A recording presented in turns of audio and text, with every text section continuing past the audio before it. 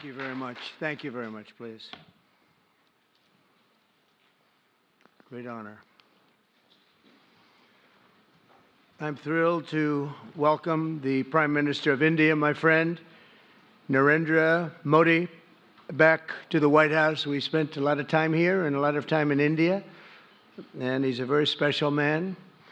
Prime Minister, it is a pleasure to extend to you the same hospitality that you showed Melania and myself when we traveled to your beautiful country 5 years ago. It's hard to believe, so long ago, and it seemed like yesterday. It was beautiful. We opened the cricket stadium, 129,000 seats, I think the largest stadium in the world, and it was an incredible period of time. There is truly a special bond between the United States and India, and the world's oldest democracy and the world's largest democracy. And I believe the world's largest country in terms of the numbers of people. And today, the Prime Minister and I are announcing a framework to strengthen those ties even further economically. And the U.S.-India Compact for the 21st century is a historic initiative that will deepen every aspect of our partnership and our friendship. Starting this year, we'll be increasing military sales to India by many billions of dollars. We're also paving the way to ultimately provide India with the F-35 stealth fighters. In 2017, my administration revived and reinvigorated the Quad security partnership. In our meeting today, the Prime Minister and I reaffirmed that strong cooperation among the United States, India, Australia, and Japan. And it's crucial, really, to maintaining peace and prosperity, tranquility, even in the Indo-Pacific. In addition, the United States and India will be working together like never before to confront the threat of radical Islamic terrorism, a threat all over the world, actually. Today, I'm pleased to announce that my administration has approved the extradition of one of the plotters and one of the very evil people of the world, and having to do with the horrific 2008 Mumbai terrorist attack, to face justice in India. So he's going to be going back to India to face justice. As we deepen our defense partnership, we'll also strengthen our economic ties and bring greater fairness and reciprocity to our trading relationship. As a signal of good faith, Prime Minister Modi recently announced the reductions to India's unfair, very strong tariffs that limit U.S. access into the Indian market very strongly, and really it's a big problem, I must say. India imposes a 30 to 40 to 60 and even 70% tariff on so many of the goods, and in some cases far more than that. And as an example, a 70% tariff on U.S. cars going into India, which makes it pretty much impossible to sell those cars. Today, the U.S. Trade deficit with India is almost $100 billion, and Prime Minister Modi and I have agreed that we'll begin negotiations to address the long-running disparities that should have been taken care of over the last 4 years, but they didn't do that, in the U.S.-India trading relationship, with the goal of signing an agreement. And we want, we want a certain level playing field, which we really think we're entitled to, and he does also, in fairness. So we're going to work on that very hard, and we can make up the difference very easily with the deficit, with the sale of oil and gas, LNG, of which we have more than anybody in the world. The Prime Minister and I also reached an important agreement on energy that will restore the United States as a leading supplier of oil and gas to India. It will be hopefully their #1 supplier. In the groundbreaking development for U.S. nuclear industry, India is also reforming its laws to welcome U.S. nuclear technology, which is at the highest level, into the Indian market. This will bring safe, clean, and affordable electricity to millions of Indians and tens of billions of dollars to the U.S. civilian nuclear industry in India. And under the framework we are announcing today, the United States and India are also joining forces to ensure that artificial intelligence and other advanced technologies are developed by two of the most advanced nations, intellectually and otherwise technologically. anywhere in the world. There's nobody very much closer. We have an incredible relationship there, and this is where it seems to be heading. And artificial intelligence, a very complex subject, but it seems to be where people want to be and they want to go, and we're leading right now by a lot, but other people will try to catch us. I don't know if they're going to be able to. We're going to make it available. We're going to make tremendous amounts of electricity available. We're going to let the people that are buying the electricity make their own electric plants, electric generation plants. And we've never done this in our country, but we're going to get it done very quickly. Lee Zeldin and his group are going to get the approvals in very rapid form. And we're calling it a national emergency, and that's exactly what it is. So we're going to remain at the top of the AI, or artificial intelligence, I think, for a long time to come, and we're going to be working very closely with India and other countries on that. But right now, we're the leader by quite a bit. Finally, we agreed to work together to help build one of the greatest trade routes in all of history. It will run from India to Israel to Italy and onward to the United States, connecting our partners by ports, railways, and undersea cables, many, many undersea cables. It's a big development. It's a lot of money going to be spent, and we've already spent some, but we're going to be spending a lot more in order to stay advanced and stay the leader. I'm pleased to report that with today's announcements, the friendship between the United States and India is the strongest I believe it's ever been. I think our relationship is the best it's ever been between two leaders of the two countries, and it's an honor to say that. I'd like to now invite the Prime Minister to say a few words, and then we'll take some questions, and we appreciate you all being here. Thank you very much. Thank you very much.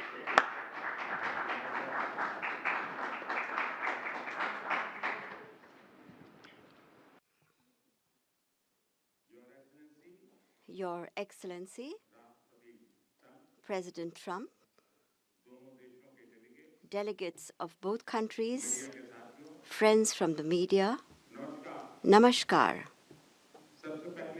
I would like to, first of all,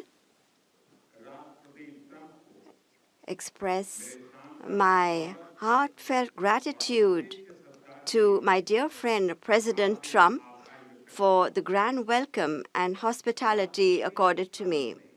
President Trump's leadership has been instrumental in nurturing India-US ties and making them vibrant. I could feel today the same enthusiasm, the same enthusiasm, the same energy, the same commitment that we had worked with during our first term.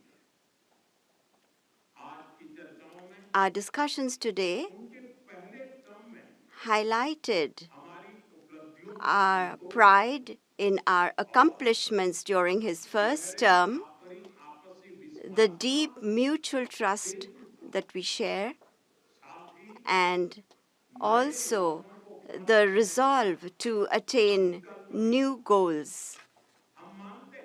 We also agreed that the partnership and cooperation between India and the US can shape a better world. Friends, the people of America are aware of President Trump's motto, "Make America Great Again," or MAGA. The people of America are well aware of it. The people of India, too,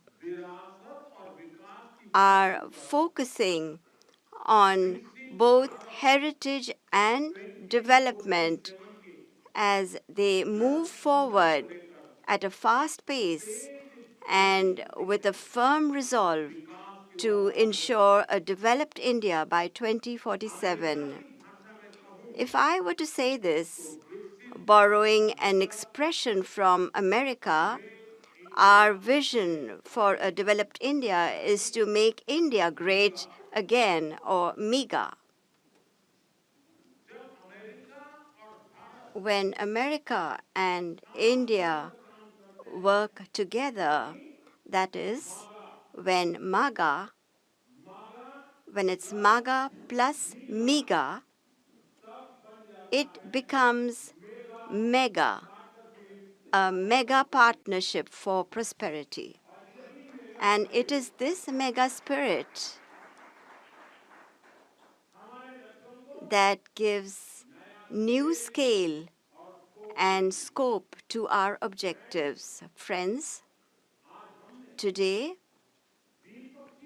we have also set ourselves the target of more than doubling our bilateral trade to attain $500 billion by 2030. Our teams will work on concluding very soon a mutually beneficial trade agreement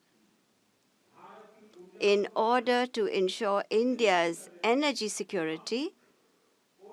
We will focus on trade in oil and gas, investment in energy infrastructure will also increase. In the area of nuclear energy, we also discussed increasing cooperation on small modular reactors. Friends, America plays an important role in India's defense preparedness. As strategic and trusted partners, we are moving forward actively towards joint development, joint production, and transfer of technology. In the times to come as well, new technologies and equipment will enhance our capacities. We have decided to launch the Autonomous Systems Industry Alliance, and a defense cooperation framework for the next decade will be prepared. Defense interoperability, logistics, repair, and maintenance will also be its key components. Friends, the 21st century is a technology-driven century.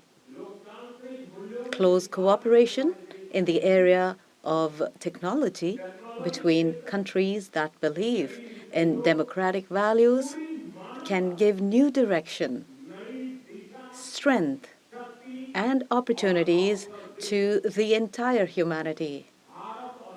India and the US will jointly work in areas of artificial intelligence, semiconductors, quantum, biotechnology, and several other technologies.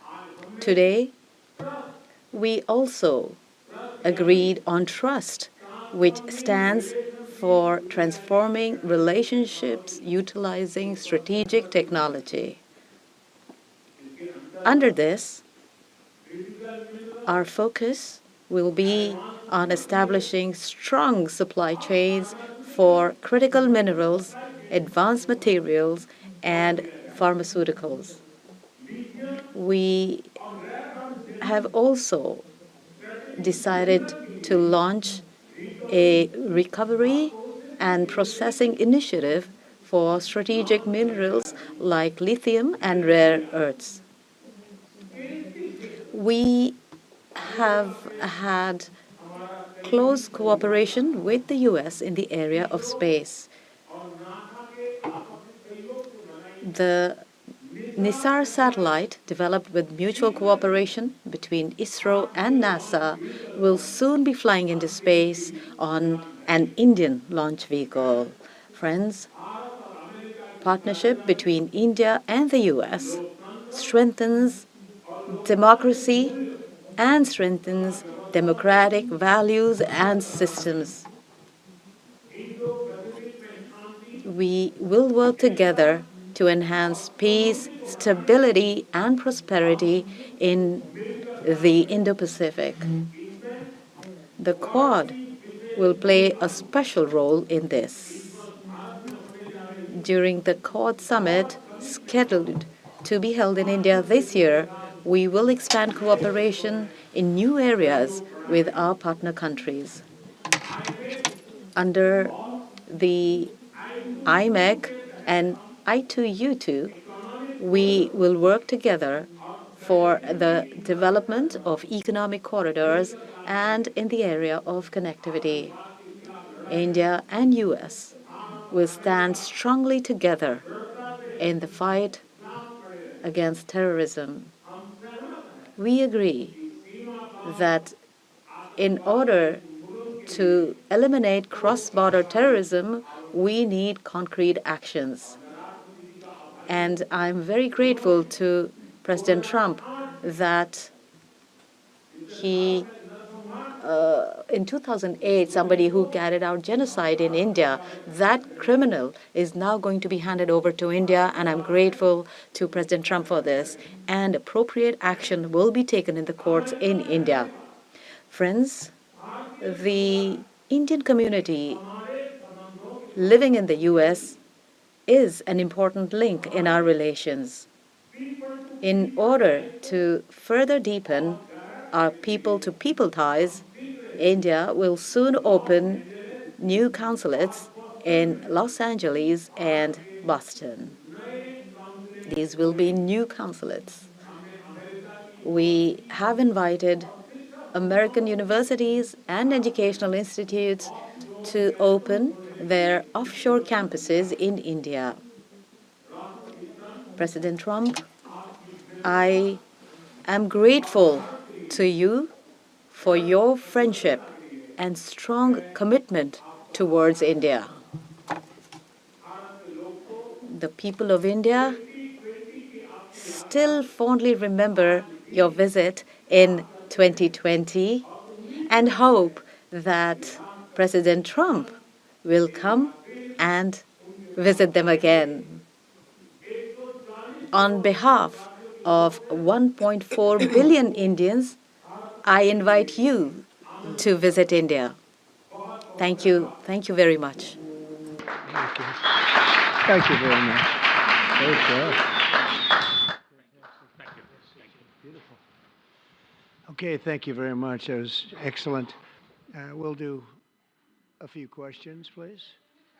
Please, go ahead. Please, go ahead. Yeah. Yeah, blue shirt. Thank you, Mr. President. People in India will naturally welcome your decision to extradite Tahawwur Rana to India back home. In that context, I would like to ask you a question about, in last few years, we have seen several groups in the US raising anti-India voice, calling about separation, terrorism activities in India. Do you think that should continue here in the US as well? You're going to have to go louder. Mr. President, people in India would be welcoming your decision to extradite Tahawwur Rana to... I can't understand a word he's saying. May I, sir? May I? May I, sir? Go ahead, back there. Mr. President, thank you. First, I want to ask Thank you the very Prime much. Minister a question. You and the President, you both spoke about combating ISIS. You both sounded very excited about this partnership upcoming. And I was curious, how much more confident are you with President Trump leading this country that there will be peace through strength and you will have a successful partnership with the United States versus with Biden's incompetence and weakness over the last 4 years?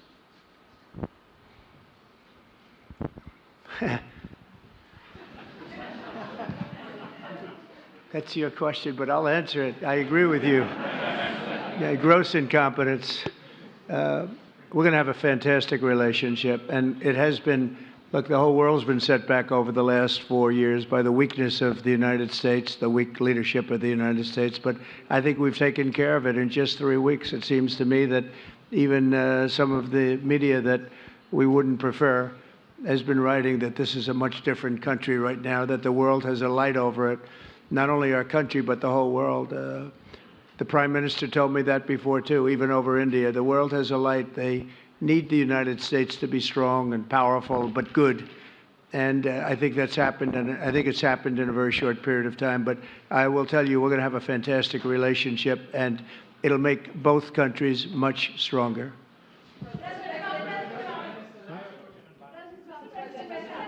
Yes, go ahead, please.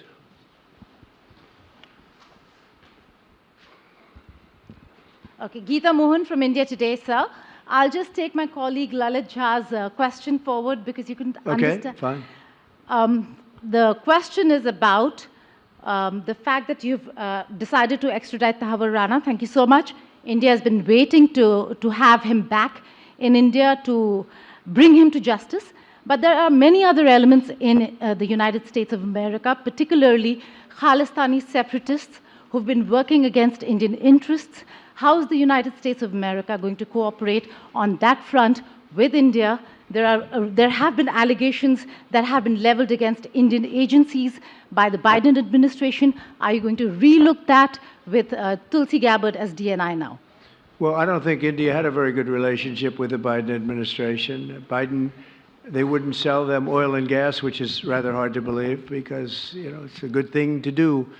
And a lot of things happened that weren't very appropriate, I thought, between India and the administration, the Biden administration. But as you said, we're giving a very violent man, it seems to me. I mean, I don't know that he's been convicted yet or will be, but let's assume he's a pretty violent person. We're giving him back to India immediately. And there are more to follow because we have quite a few requests. So we work with India on crime. And we want to make it good for India, and it's very important. So that kind of a relationship is very important to us. Okay? Go ahead, please.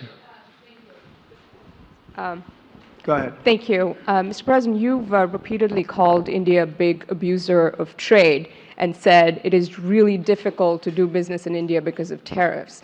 You announced reciprocal tariffs today. I am hoping you can speak about what kind of reciprocal tariffs India can expect.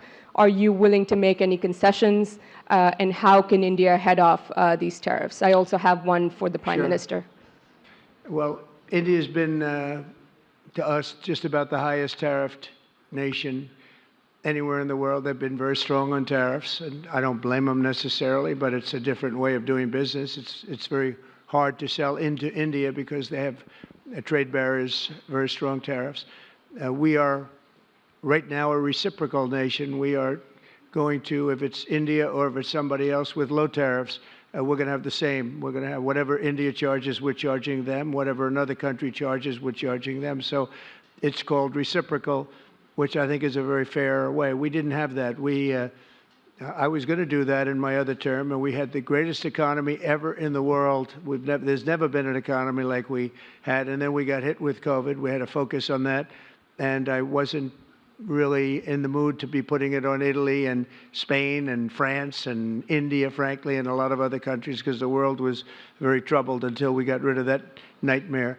But we had the strongest economy anywhere in the world during that fairly long period of time during my first term, as you know, and we didn't do the tariffs. We would have done the reciprocal tariffs, but we decided, and I decided, I think on a human basis, on a humane basis, not to do them because of the fact that there was such suffering all over the world. The last thing we needed to talk about is trade problems. But now we do. We're doing, we see a tremendous future for our country, but we felt that now it's finally time after 45 or 50 years of abuse that we will do, and this isn't India, this is among a lot of nations. The European Union is very difficult for us, very, very difficult. They tax our companies at levels that nobody's ever seen before. They take advantage of a lot of things, so we're not happy about that. China, of course, is terrible, and we've never taken in 10 cents until I was president. We've taken in hundreds of billions of dollars from China since I've been president in first term and now. And we have to do that just as a mechanism of fairness. And that's what I've done. And so we are being reciprocal with India. Whatever India charges, we charge them. So frankly, it no longer matters to us that much what they charge, because whatever they charge, I had discussions with India in the first term about the fact that their tariffs were very high, and I was unable to get a concession. So we're just going to do it the easy way, and we're just going to say whatever you charge, we charge. And I think that's fair for the people of the United States, and I think it's actually fair for India. Okay? Are you willing to make any concessions, sir?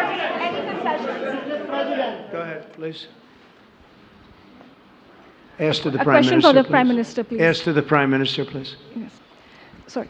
Yoshita Singh with Press Trust of India. Prime Minister, thank you, Mr. President. Prime Minister, the US is giving a lot of push to curb illegal immigration, and India has been cooperating on this issue. How does India see this issue in the larger context? Thank you.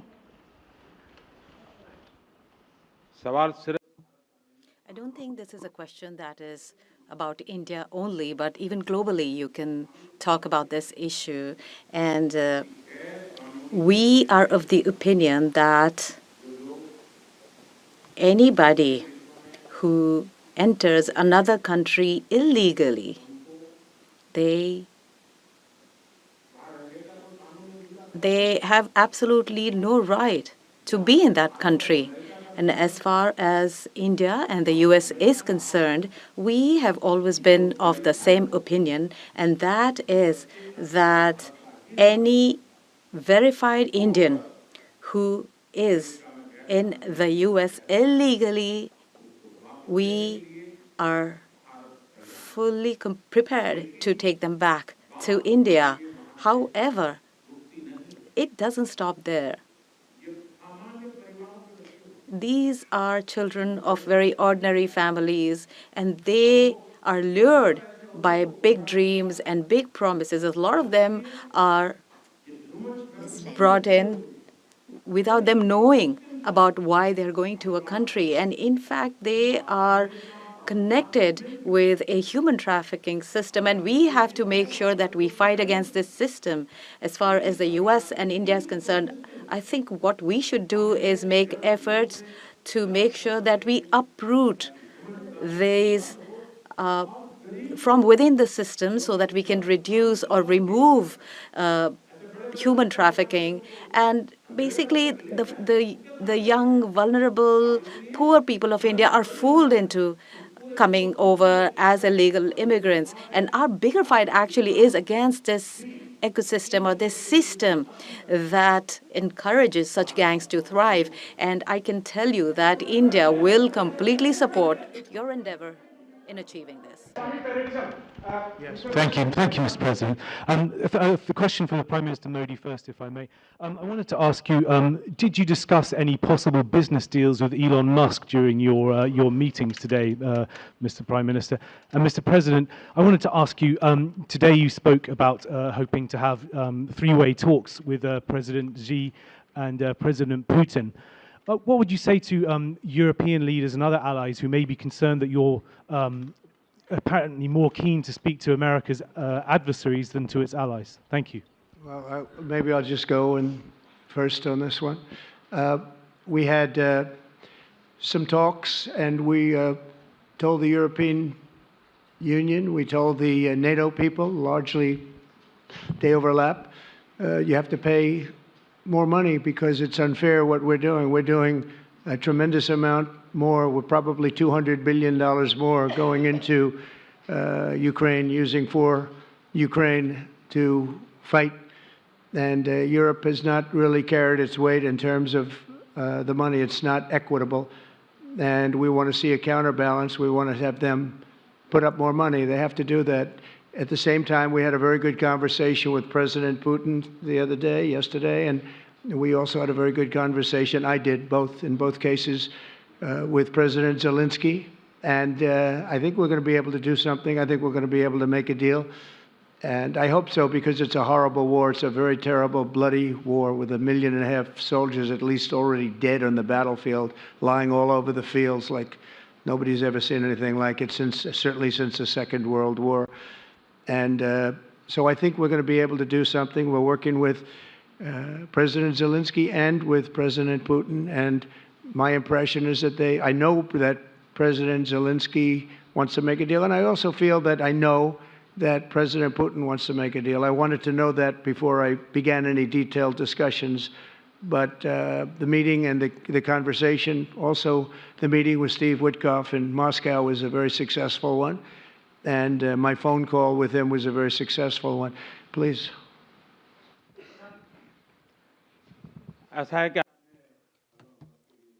You asked a question regarding Elon Musk. I have known him for a very long time. I was not even a prime minister at the time when I first met him. I was chief minister. And today he came to meet me along with all his family, with his children. And so we had a nice discussion. As far as the EV is concerned, EVs are concerned, the the word EV has a copyright, and that is one person who has a copyright for the word EV, and that is Trump.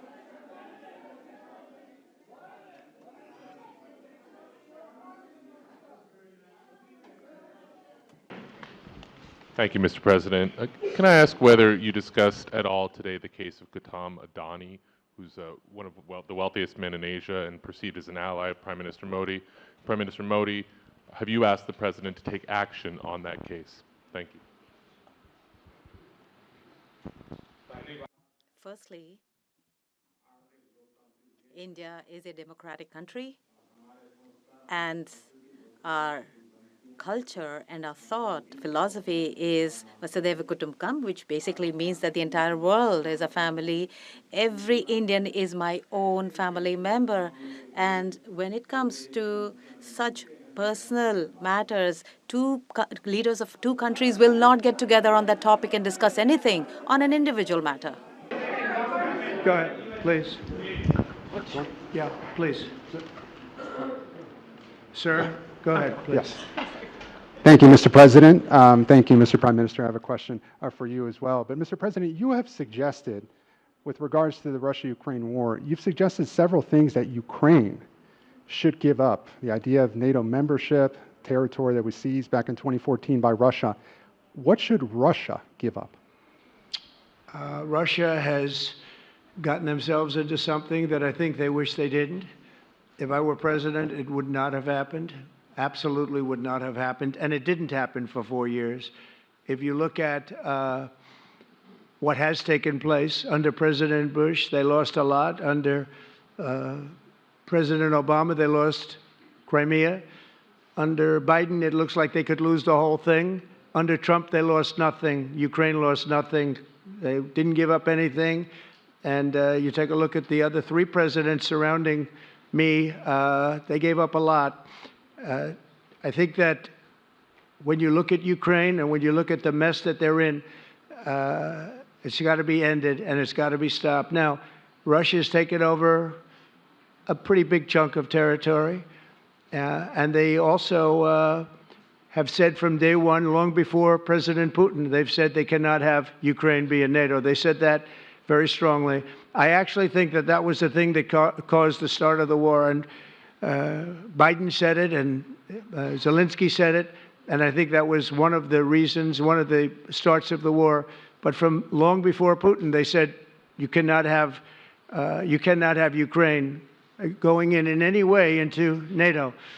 And I start from that standpoint. I think everybody knew that. Now, if a better deal can be negotiated, if they are able to make a deal where they can do that, that's fine with me. I really don't care. I want that bloodshed to stop. I don't want to see, we have an ocean between us and the site we're talking about, the site of death. We're calling it the fields of death. We have a big ocean in between us. This is more important for Europe.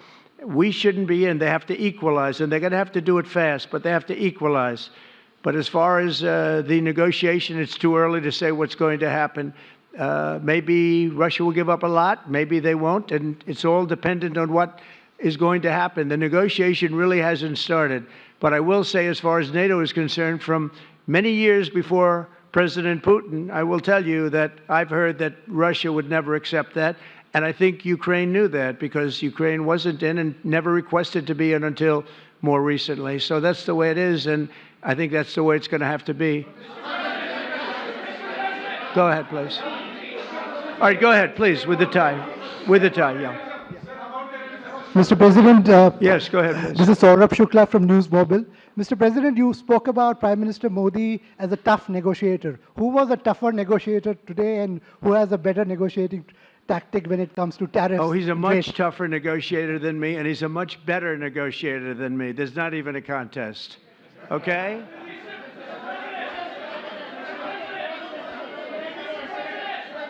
Yeah, go ahead, please. Go ahead. Go ahead. Reena Bhardwaj from ANI. How do you see this relationship between India and the United States to counter China?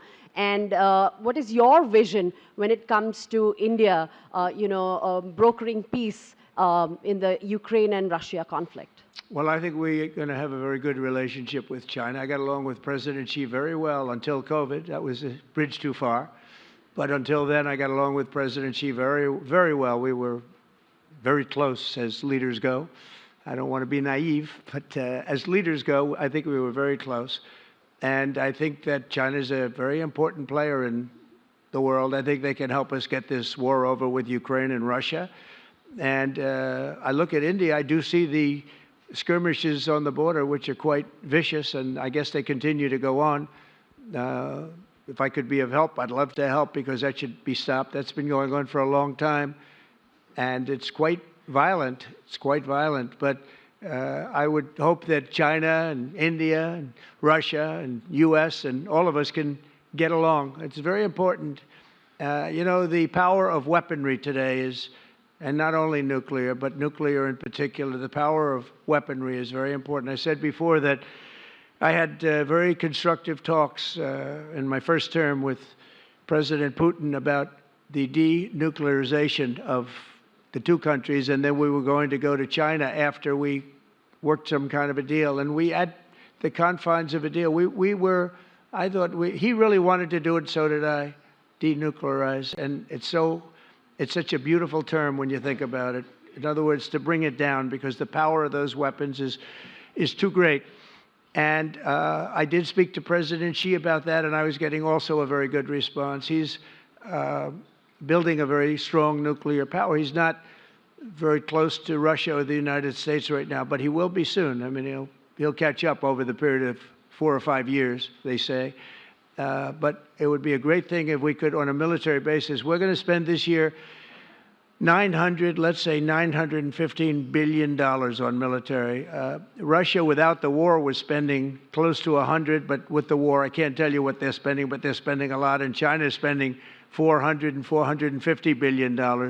We're over $900 billion. And I said, it doesn't really make sense, does it? We're spending the money against each other, and we could spend that money for better purpose if we got along. And I'll tell you, I think that something like that will happen. First, when I left, as you know, 4 years ago, we didn't have Israel and the Middle East. We didn't have October 7th, a disaster, the disaster. Nothing was happening. Iran was not going to do anything, because Iran did not have much money at that point.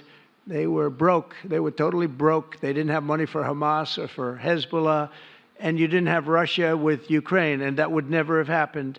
But now I come back and the whole world is on fire, so I have to put out the fires. But after I put out the fires, I'm going to meet with China and I'm going to meet with Russia, and we're going to see if we can de-escalate, if we can bring it down military, especially as it pertains to nuclear. Please.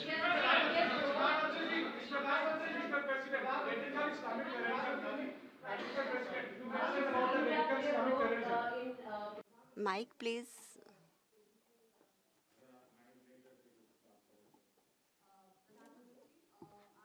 Prime Minister, how do you see India's role? You have had discussions with President Trump about de-escalating the conflict in Russia and Ukraine. As you know, I have been in constant contact with both Russia and Ukraine. I have also visited both countries. And many people are mistaken, and they feel that India is neutral. I would like to clarify, India is not neutral. We have taken a side, and we have taken the side of peace. And it is based on this principle of ours that in the presence of President Putin, I clearly said in front of the media that this is not the era of war. And even today, it is my conviction that solutions cannot be found on the battlefield. Ultimately, you have to come to the negotiating table, and India has constantly made efforts that there are talks that take place where both parties are present. It is only then that we will find a solution. The efforts being made by President Trump, I support them, I welcome them, and I would like that President Trump is successful as soon as possible so that the world is on the path to peace once again. Everybody, thank you very much. Thank you very much. And I very much appreciate the Prime Minister visiting our great country, and I do really appreciate it. We have so much in common, and all we want to do is have peace, and we want to have strength, and we want to have lots of different things together. But the relationship with India and with the Prime Minister has never been better. Thank you very much. Thank you.